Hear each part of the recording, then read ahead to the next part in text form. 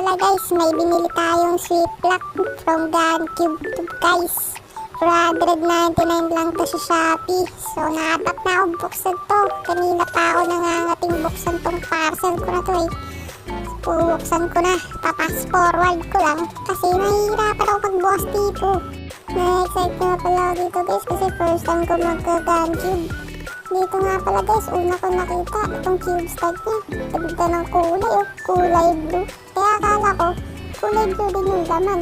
Pero pagkabukas ko, nagulat ako kasi ang nakita ko. Tapos pagkakita ko dito, aba, naklirik na clear. Ito nga, pinahirapan pa ako ni GunCube mag-alis dito ng stand niya. O, diba parang pang mayaman, social. Parang diamond eh. Ayaw pa makita, mag-focus ka. Dito nga pala guys, na-miss na ako kasi para na siyang mamahalin. Alam mo, 1,000 bili ko dito eh. Pero 499 lang naman. Dito, yung cube na agad yung pinuntorya ko. Kala ko nga meron pa dito mga adjustment, wala naman pala. Dahil nga first time ko makahawak ng GunCube, nagtataka pa ako dito kung paano buksan. Nasa ibabaw lang pala. O, baliktad ko yan o. O, nagdududa pa yun o. Bubuksan ko ba hindi? Siyempre bubuksan natin to kasi tagal na natin itong hinintay. Nabutan pa to ng bagyo eh. Hop, dahan-dahan pa yan siya. Akala mo naman talaga eh. Hop.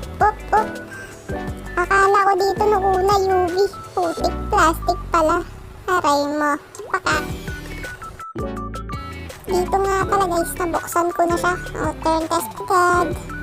Op, tingin mo na loob. Expose ang magnet check. Tingin naman siya for me.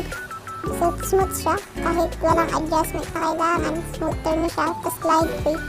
Op, susubukan ko muna. Baka may dual adjustment. Kaso wala talaga. O, balik ko na. Baka di ko na mabuo eh. Joke lang.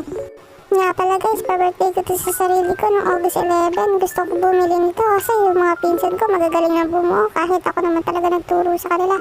Dito nga pala guys, nahirapan ako mag-corner cut kasi di talaga ako ganong sanay. Pero ang cube na to, 10 out of 10 talaga to. Nga pala guys, may binili tayong sweet lock from GunCube guys. 499 lang to sa Shopee. So nahatak na akong buksan to. Kanina pa ako nangangating buksan tong parcel ko na to eh. Bubuksan ko na, papass forward ko lang kasi nahihirapan ako magbukas dito. Na-excite na pala ako dito guys kasi first time ko magka-GunCube. Dito nga pala guys, una ko nakita itong cube start niya. Ganda ng kulay oh, kulay blue. Kaya akala ko, kulay blue din yung laman.